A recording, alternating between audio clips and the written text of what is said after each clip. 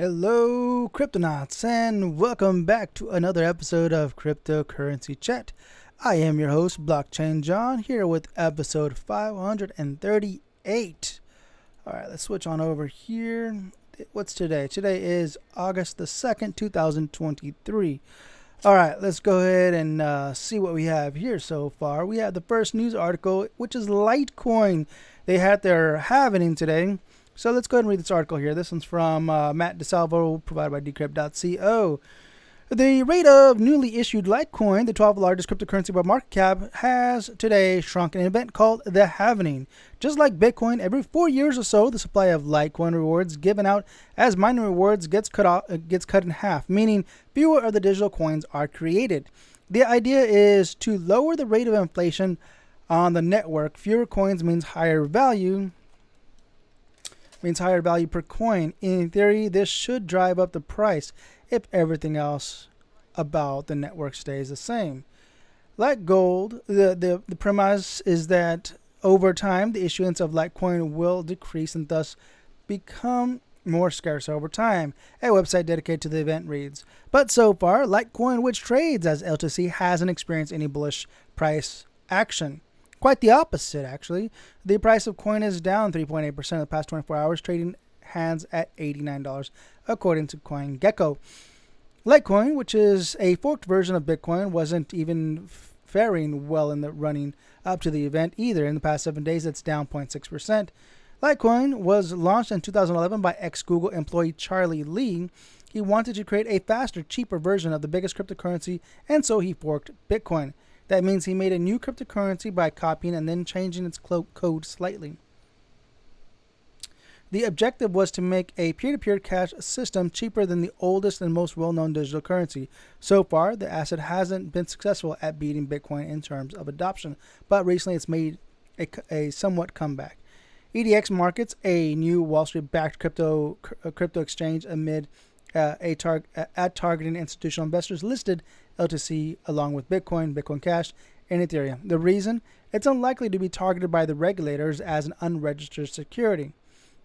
This led to the asset jumping in value and regaining a spot in the top 10 largest cryptocurrencies again. But since then, it's dropped back down to number 12. There you go. Congrats to Litecoin, all the Litecoin hodlers out there. Awesome. You guys are holding steady, making some awesome stuff. You know, in fact, it's pretty cool to see that Litecoin has adopted ordinals on the blockchain. So they're doing a lot of stuff over at Litecoin. If you guys want to learn more, find a group out there that's Litecoin oriented and help you get your feet wet in the Litecoin ecosystem. All right, next news is Kenya suspends Worldcoin operations amid privacy concerns. All right, Kenya Interior's Ministry announced this Wednesday the suspension of the cryptocurrency project Worldcoin per an official announcement of the ministry's Facebook page.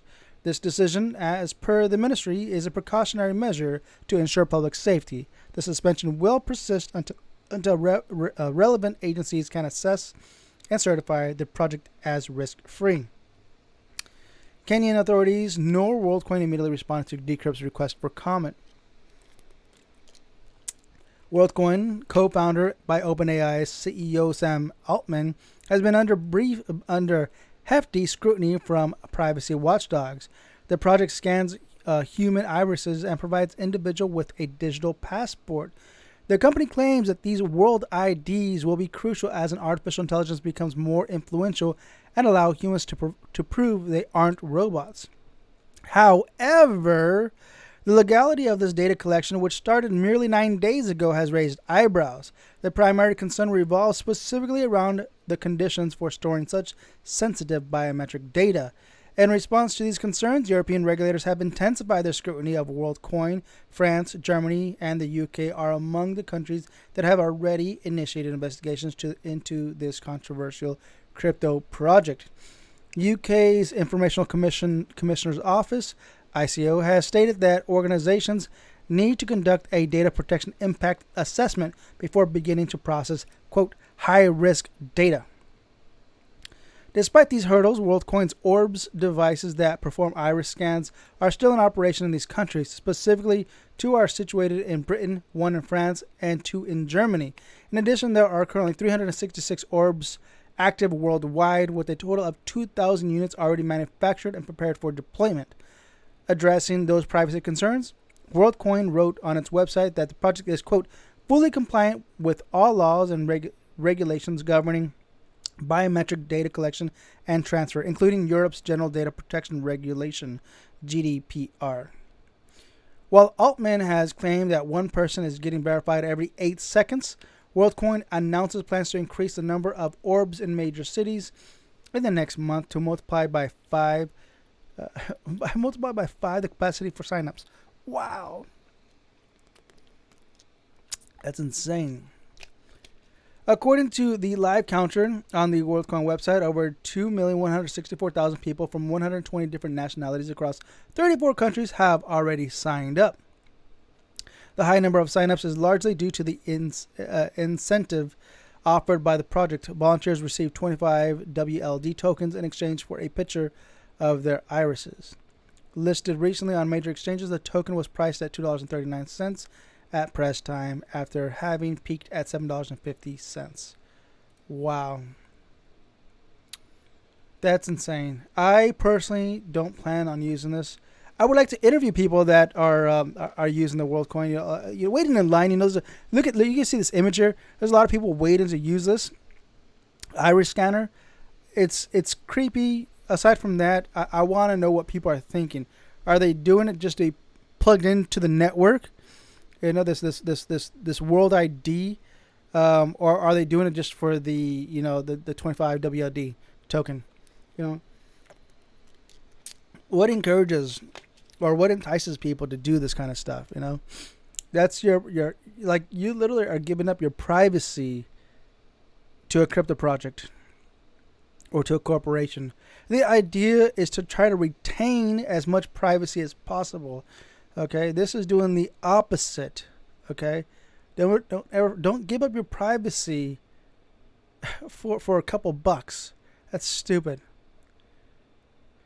I don't know how many times I gotta say that. I'm exhausted by just the thought that people do this kind of stuff. You know. So yeah, I want to interview people to understand why people are doing this. Yeah. All right, let's go to the next news article here and see what's going on here. Oh yeah. This article here is interesting. Bald meme coin on Coinbase Layer 2 goes to 0 as dev pulls liquidity.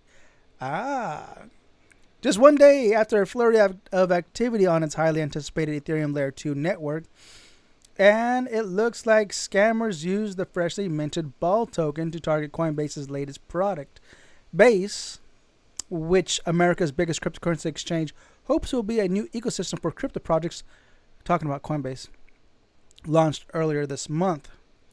Traders yesterday rushed to buy the new token running on the network using decentralized exchange LiteSwap.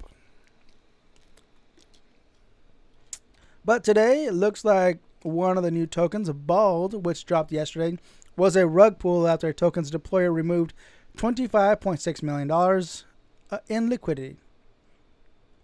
Rug pulls are notoriously common in the crypto world, especially the sphere of decentralized finance. They happen when a developer launches a new token and makes it seem as though the project is legit, and then removes the liquidity and disappears. Yes, I'm sure we all experienced that already once or twice in our life. Bald, a meme coin poking fun at Coinbase CEO Brian Armstrong's lack of hair, today plunged in value by 92% according to CoinGecko data. The token has exploded in price by over 3,000% in a day after its launch. The on-chain Intrigue Telegram channel tracked the wallet after pulling liquidity. It revealed that the wallet went on to buy more BALD to add some liquidity, sent a bizarre tweet, seemingly tricking more users to buy the token and remove all the liquidity again.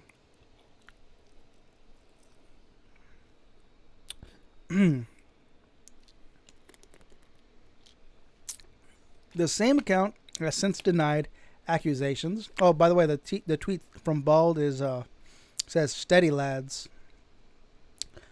The same account has since denied accusations of having sold tokens, claiming to have, quote, added/removed two-sided liquidity and bot, end quote. The user then agreed with someone who replied to the tweet, pointing out that the token had in fact been sold. Matt Aaron, project lead at Cielo, which runs on-chain intrigue, told Decrypt that the situation was puzzling because the wallet removing the funds was a sophisticated whale holding large amounts of CBETH,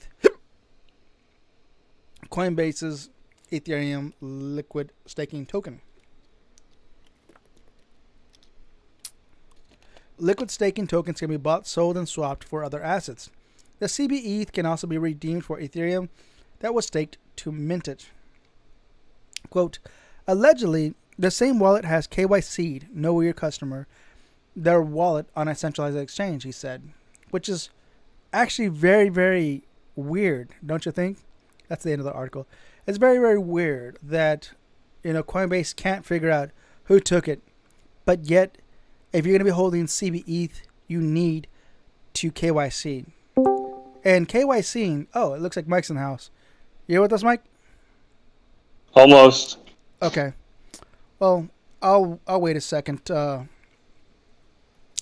reading the third article. We can backtrack a little bit after we get through these.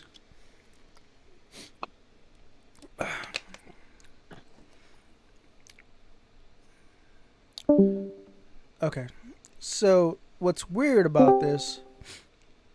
Hey, man. Okay, you on now?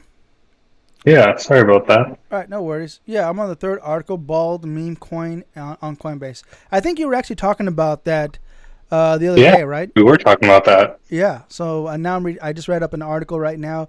And the weird thing, according to Matt Aaron, project lead at Cielo, has confirmed that CBETH, which is pretty much the well token that liquidated the ball token, right? In order to have CBETH, you need to be KYC'd via Coinbase. So The question is, why can't Coinbase figure out who it is?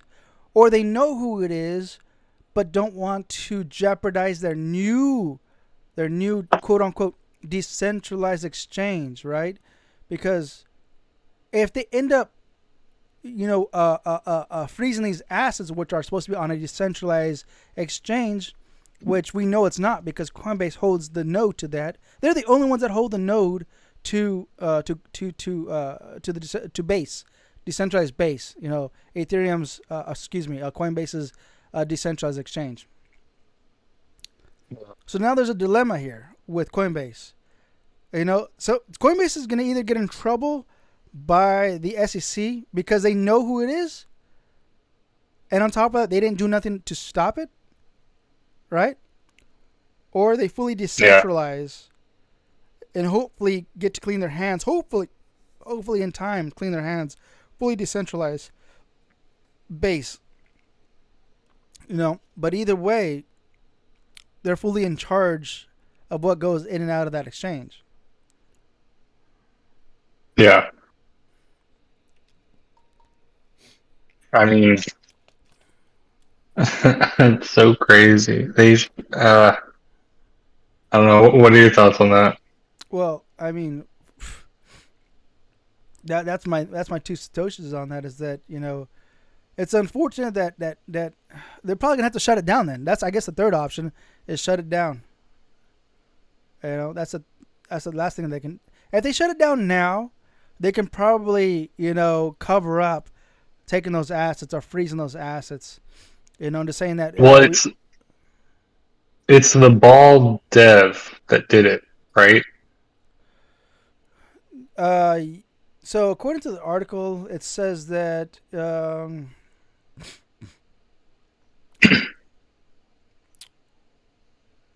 is it at? But today it looks like one of the new tokens, Bald, which dropped yesterday, was a rug pull after the token's deployer removed $25.6 million in liquidity. See, that's the difference between. That's not really KYC though. That's more like no. Know your supplier, and that's kind of way different. But the ball token The liquidity. So if you go down, it looks like they had to use the CB ETH. And the CB ETH, look, okay, here we go. Matt Aaron, project lead at Cielo, which runs on-chain Intrigue, told Decrypt that the situation was puzzling because the wallet moving the funds was a sophisticated whale holding large amounts of CB ETH. Okay? So they can see that the person that moved the ball token also has a vast amount of CB ETH, which CB ETH is Coinbase's Ethereum liquid staking token, which can be bought, sold, and swapped for other assets, but you have to KYC in order to have CB ETH, Coinbase's ETH. But beyond that, to get listed, to get the bald coin listed, they would have had to collect, vendor information. I think Coinbase can just sidestep all of it by not outing the client, but outing the vendor. You know what I mean? Which is one and the same, isn't it? It is one and the same, but they're going at it from different sides. The one thing that I've noticed where everybody hates about Coinbase, other than their customer service and tech support, is how these coins get listed with like no KYC. As a user buying a coin, I don't really want to give all my information. But I think a coin or an exchange like Coinbase, every coin that goes on there could go through a rigorous screening, which includes, KYCing the members who made the token. That way, if anything happens, it protects the users. Or so you think. Yeah, we don't know, right? It's we know for sure that Coinbase does a very bad job about that, and there's a lot of backroom deals. Like there are so many coins on Coinbase that have no business getting listed on the strong American exchange. You just pay them $100,000 to get listed. Yeah, that's what I'm saying. So that original, they'd have to admit they took payment for a listing, which I don't think that's illegal. It's just kind of scummy. But they can be like, yeah, we took payment from Joe Smith. This is Joe Smith's contact information, because they got to take that information when they have that initial exchange for the onboarding. Mm-hmm. You're right. So in this case, what happens? I mean, the SEC is still going to have to come down on Coinbase about this. I mean, maybe. So are they going to keep Base, which is supposed to be their awesome decentralized exchange, or are they going to shut it down or make it fully decentralized? I don't think they're going to make it fully decentralized. I don't think so either. So I think the alternative is you either pay the fee, which they can afford the fee. I'm sure if the SEC comes down on them, they'll probably just pay the fee because they have the money. Brian Armstrong has a lot of money that they can just pay out the SEC. Like, screw it, whatever. We screwed up. Here's the fee. We'll even pay out the customers. Just like any other big bank. Yeah. Yeah. All right, let's move on to the last news, and then we'll circle back just to get your two Satoshis on the first two articles. All right. Cool. This is another. Oh, we're live. Huh? I just realized we're live. Yeah. Coinbase mulling best way to integrate Lightning Network for Bitcoin. Let me go ahead and read this article here. This one's provided by. Oh, by the way, the last one was by. Who was it by? This one was by Matt DeSalvo, and the last one, the Worldcoin, was by Mattis Melcher. All right, the last one is by Andrew Asmakov. Okay, now we're back to Lightning Network for Bitcoin on Coinbase. Lightning Network, the popular Layer 2 scaling solution for Bitcoin, is set to come to Coinbase, CEO Brian Armstrong said late on Tuesday. Armstrong's comment came in response to Jack Dorsey, the co-founder of financial services company Block, who asked why the crypto exchange continues to ignore Bitcoin and Lightning.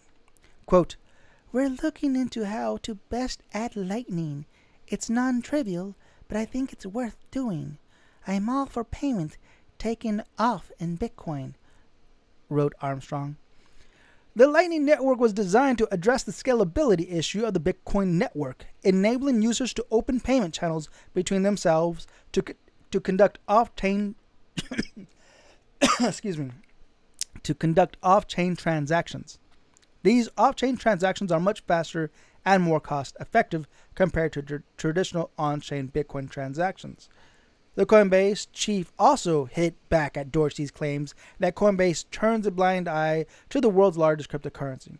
Quote, "Not sure why you think we're ignoring Bitcoin. We've onboarded more people to Bitcoin than probably any company in the world. Let's build it together," he said. And there's a tweet from Brian Armstrong. Dorsey, a vocal Bitcoin supporter, was quick to react to Armstrong's invitation for collaboration, saying that putting more of your resources towards your original focus on Bitcoin and Layer 2 technologies would be amazing, and we'd be happy to partner. This is not the first time Armstrong has hinted at an integrating Lightning Network in response to users criticizing him for, quote, actively ignoring the tool. Back in April, the Coinbase CEO said that Lightning is great and something we'll integrate. Should the San Francisco-based crypto exchange add support, it would join the ranks of Bitstamp, Kraken, OKX, Bitfinex, and most recently Binance as the largest crypto trading platform to have integrated the solution. Block's Pay mobile payment service, Cash App, is another Bitcoin-friendly platform to have added full support for Lightning Network in October last year. Coinbase didn't immediately respond to Decrypt's request for comment. All right. So, with that said, is Coinbase going to add Lightning? What do you think, Mike? Mike? I don't see why they would. I don't. Sense, I mean, as an exchange, like, why would they? Why would they take less in transaction fees? Well, they're not doing something where it's like a POS system, or they're enabling businesses that would be using Bitcoin payments, several times in the hour. If they open up a Bitcoin node, they're going to charge transaction fees via the Bitcoin node, yeah? Or the Lightning sure. node. But that Lightning node would generate less Bitcoin revenue than if they didn't do it. True, but if they're already taking more on fees. Yeah. But if you're starting to see large amounts of regular use, or how do I say this? Less wealthy, I might get slapped on the face for this, less wealthy individuals that are holding Bitcoin and just want to use it for day-to-day transactions want to use Lightning, right? And if Coinbase doesn't provide Lightning, they're going to take their coins and go somewhere else that utilizes the Lightning Network that will then, those individuals will then end up collecting those fees. So as more and more people onboard onto Lightning, which is slowly happening, the networks are continuously increasing. There is no decrease on the Lightning Network. It continues strong. It's going. So eventually there's going to be a point that Brian Armstrong, Coinbase, has to decide whether they're going to adopt it or not. And I think they're going to be forced to adopt it because that's where the daily transactions are going to be. Yeah, but again, that would only be if they expanded their business into like storefronts that were using it as a payment method. As of right now, they're just an exchange. Yeah, but they're not a transactional business. They don't have to necessarily be a storefront. They can, what they can do is just be a main Lightning node and allow those storefronts to connect via their node, because they'll have the liquidity. That's more of a liability. Huh? That's more of a liability. That's kind of where is the juice worth the squeeze? Like if they have their node and they have all these transactions running it, then they have to keep an inventory of these nodes. I mean, it's just like the last article where they're like, whoopsie, we don't have that data. They don't want to have those whoopsies thousands of times over for, essentially a small return for them. Yeah. I didn't think about that. That's actually, yeah. I can see how it would be their responsibility to collect those transaction records. Even though it's kind of like, why can't a police officer be a paramedic? It's like, that would be great, theoretically, but they're two different jobs. Coinbase is an exchange to buy and sell coins, not a replacement of the USD for all transaction stuff. Like, they're not putting in POS systems anywhere. If they decided to make a switch and be like, yeah, Coinbase POS for the Coinbase credit card, Coinbase everything, and then they decide to do Lightning nodes, I could see that. Interesting. Okay. You got a point. All right. Let's circle back to the first two. Now that we're done with this one, that's a good point. Hopefully, this does come back on the news pretty soon because I want some updates on this. Let's go back Well, to. also just to wrap that up, they mentioned Cash App is one of the companies that use Lightning, Mhm. but there's a lot of businesses that run on Cash App. You Yeah, know, a lot of mom and pop things where they are doing those Bitcoin transactions, yeah, maybe several in an hour. So it yeah. makes sense for them to have that competitive edge. Hmm. Yeah, you're right. You're right. All right, circle back to the first article. Litecoin just had its third halving. Did you hear about that? Uh, yeah, Yay! I Congrats, knew it was around Litecoin. now. Huh? The news around now. Yeah. That's so. What's your two satoshis on the Litecoin halving? Uh, as expected. See you in another 4 years. Yeah. Yeah, Well, you know what's cool about Litecoin? What they've done so far is they've adopted ordinals on the protocol, which is way more affordable than what you can do on Bitcoin. Because right now on Bitcoin, I think it's like $100+ to do to mint an ordinal or to inscribe an ordinal. But if you go over to Litecoin, it's going to cost you maybe like $5. You know, it was I know pennies. this is like It was pennies, but this is probably thanks to ordinals on Litecoin, they've increased their usage, their block usage to like 60%. You know, which is yeah. amazing. It's amazing. And Some actually, people that Litecoin get also has, I believe, atomic swap, true atomic swap. You know, everybody talks about the atomic wallet. Atomic wallet does not have atomic swaps. Okay, you know, people talk about, oh yeah, Ethereum has atomic swap. No, it doesn't. It has a smart contract that flips a coin to coin. No, atomic swap is a blockchain to blockchain transaction. You know, it's I forgot the acronym for that, but there's an acronym for that on how they can do the atomic swaps via blockchain to blockchain. Yeah, there's Mhm. a lot of technology being built on Litecoin that's so undervalued, and it blows my mind that it's at what $89 for all the technology that's provided. Yeah, $89. It's crazy.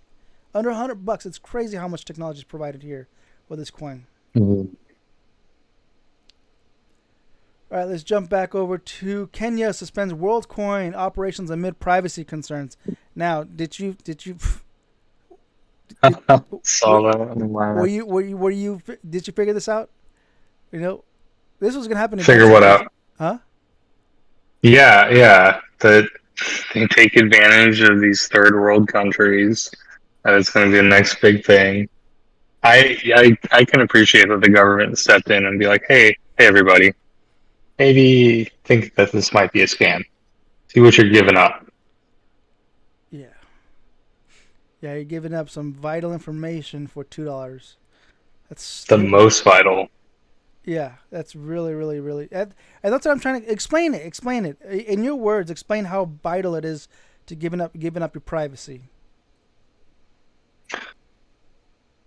So what it is it's a bank account that has your transactional information and all that paired. You're breaking up. So if saying that's paired to your eyeball. So if for any reason you ever don't want those records and those transactions paired to your eyeball, well, unless you make a time machine, your eyeball will forever be associated with all those transactions. All for $2.39. Yeah, it's pretty bad. It also really does kind of show a lot about the company when they push for, like, they push the pilots on places that don't, or places that are known for not having real indoor plumbing. You know, it's I didn't hear about I this. don't, What? what? What? No, they push it on like these parts of the world that Oh, aren't oh, really yeah, yeah, yeah, yeah, technology yeah, developed. You know, yeah. it's easier to scam someone when these people don't have easily accessible information on why they're getting scammed. Yeah. Like you and me, we can laugh about it. We get it. Oh, Retina. You have to trust this company. These companies have a history of just screwing people over. But if you're never getting all that data of, oh, there's companies that screw people over, you know? Well, let me ask you this: how bad is it with privacy when we know that posting images of ourselves via social media um, is already being data scraped? Our images are being data scraped. It's we don't even have to identify ourselves. Somebody else. I think Facebook does this. I had Facebook years ago, and I remember that. If I post an image, I don't link my name on there, or because you can tag people's faces on there. No, somebody else will see that. Can you verify that this is John? Yes, it's Mm-hmm. John. It's like so the AI already knows who I am. They just want to verify that it is indeed me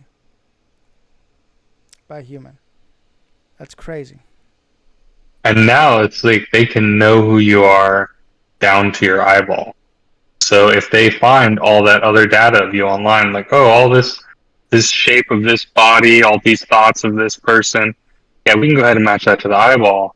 That way, if the eyeball ever gets scanned, you can have every linking piece of data. Because there can be guys that look like you, and it's like, oh, well, that's not John. It might look a lot like John. The computer might think it's John. But if you're standing in front of the orb and it's scanning your eyeball, like there's no mistake. That's a one of one. That's crazy, man. Wasn't there like a Schwarzenegger movie like that where they had to take someone's eyes out? Or no, it wasn't. It wasn't Schwarzenegger. Who was it? It was like a '90s movie, I think '80s movie. Total Recall. Total Recall. Yeah, yeah, yeah, yeah, yeah. That's Yeah. that's the world we're gonna be living in, bro. That's crazy. Uh, All right, let's go ahead and wrap this up, man. We're a little over 30 minutes in. Awesome cool. update on this. For everybody that's watching or listening, thank you guys for listening. Make sure you hit that follow, that subscribe, that like, that comment, that heart, that plus, whatever you guys are using. If you guys want to help donate to C3 Media, we do have a coin tree up at cointr.ee/C